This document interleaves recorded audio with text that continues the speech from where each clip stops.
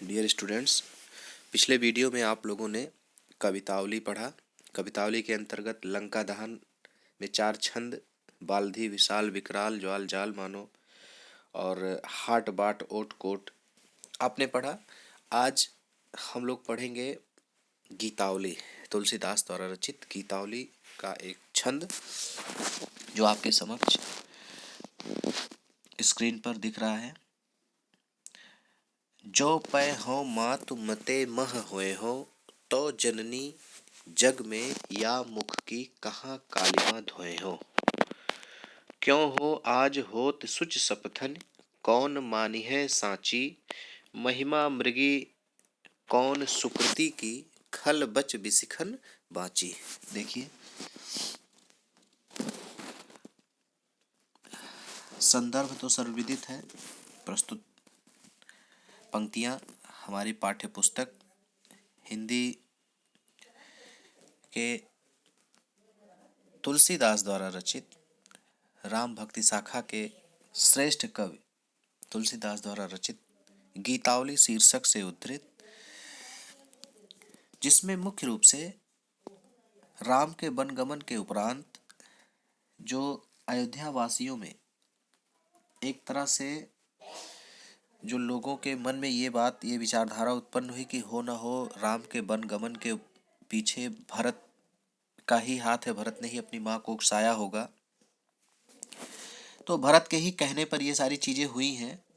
तो ऐसी जब चर्चा भरत के कानों तक पहुंचती है तो भरत अपनी माँ कौशल्या के पास जाते हैं, बड़ी माँ कौशल्या के पास जाते हैं। उनसे बोलते हैं, हे माँ, अगर ऐसी कोई बात है, लोग अगर ऐसा सोच रहे हैं, तो फिर ये मेरे ऊपर जो कलंक लगा है, मैं इस कलंक को कैसे धो पाऊंगा, कैसे एक कलंक दूर कर पाऊंगा।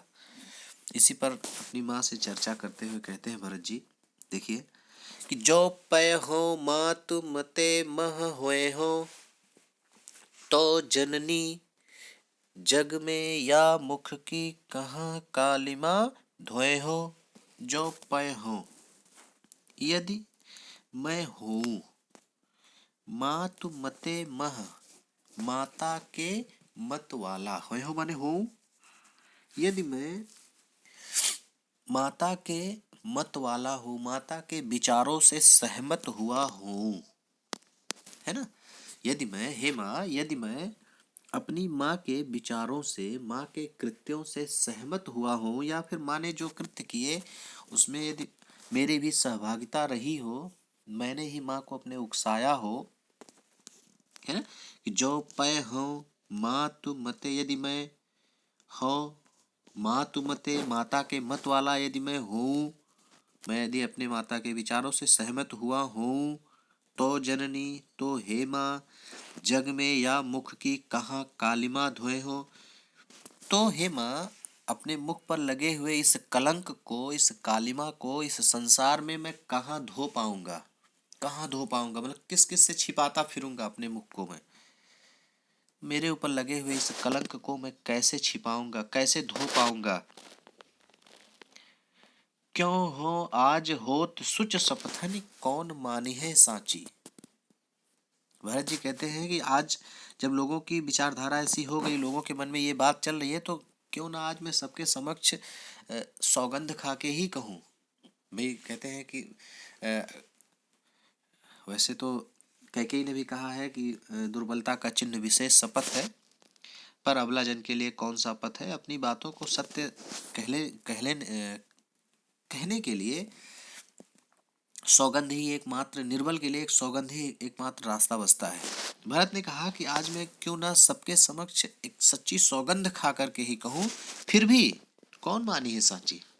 मेरी बात को सत्य कौन मानेगा, कोई नहीं मानेगा, क्योंकि स्थितियां कुछ इस प्रकार की हैं कि यहाँ सत्य कहने पर भी मेरी बात का अनुसरण कोई नहीं करेगा, कोई नहीं समझेगा कि हाँ भरत सत्य कह रहा है। कि क्यों ना हो आज सुच सत्यनाज में, क्यों ना सच्ची सौगंध खा के कहूँ, फिर भी मेरी बातों को सत्य कौन मानेगा। महिमा मृगी कौन सुकृति की, खल बच बिसिखन बाची। हे माँ, महिमा मृगी कौन सुकृति की, मैं इस संसार में कौन सा सुकृति माने सुंदर अच्छा कार्य करने वाला कौन सा व्यक्ति है जिसकी महिमा रूपी मृगी को, महिमा रूपी हिरनी को खल बच बिसिखन बाची, खल माने दुष्टों के बच बिसिखन बाची, बिसिखन बाची, बच बिसिखन बाची मतलब बचा हुआ है, बिसिखन बाची माने बिस बुझे बाणों से, उसके वचन रूपी शब्द रूपी वचन रूपी बाणों से घायल होने से कौन सा व्यक्ति है जो बचा है। मतलब क्या कि इस संसार में कोई भी हो अच्छा कार्य करे और उसके अच्छे कार्यों की दुष्टों के द्वारा निंदा ना की जाए, ऐसा इस संसार में कोई सुकृति व्यक्ति नहीं है। कि महिमा मृगी मतलब कौन सुकृति की खल बच बिसखन बाची, इस संसार में कौन सा ऐसा अच्छा कर्म करने वाला व्यक्ति है जिसकी जिसकी महिमा, यानी कि महिमा का मतलब क्या, अच्छे कार्य, जिसकी महिमा रूपी मृगी को दुष्टों के वचन रूपी बाणों से, विशिखन माने बाण, विष बुझे बाण से विग्ध ना होना पड़ा हो, जिसके है ना, जिसके दुष्टों के वचन रूपी बाणों से विग्ध ना होना पड़ा हो। कौन सा ऐसा इस संसार में कौन सा ऐसा व्यक्ति है जिसकी महिमा रूपी हिरनी को दुष्टों के वचन रूपी बाणों से घायल ना होना पड़ा हो। आगे देखिए कि गहि न जाय रसना काहू की, कहो जाय जोई सूझे, दीन बंधु कारुण्य सिंधु बिन कौन हिये की बूझे। कहा उन्होंने कि गहि न जाय रसना काहू की, किसी की रसना को, जिह्वा को गहि न जाए मैंने पकड़ा नहीं जा सकता, किसी की जिह्वा को पकड़ा नहीं जा सकता। कहो जाय जोई सूझे, जो जिसके मन में आएगा वो कहेगा बोलेगा, किंतु दीन बंधु कारुण्य सिंधु बिन कौन हिये की बूझे। लेकिन दीनों के नाथ, दीनों के नाथ कारुण्य सिंधु बिन करुणा के सागर के अलावा कौन हिये की बूझे, मेरे हृदय की बात भला कौन समझ सकता है। राम को उन्होंने कहा कि दीनों के नाथ करुणा के सागर राम के अलावा मेरे हृदय की बात भला कौन समझ सकता है।